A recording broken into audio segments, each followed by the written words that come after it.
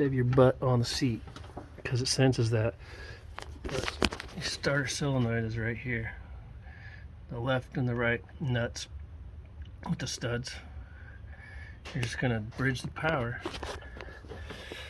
and make sure that your key's on and your brake is set and you're ready to go. Touching the first one, and you just slide it over to touch the second one, and be ready because the starter will engage at this point. Just like that. Now, because I'm holding the camera, I can't push the choke throttle because it's spring loaded. That's all you got to do. And it's mow on.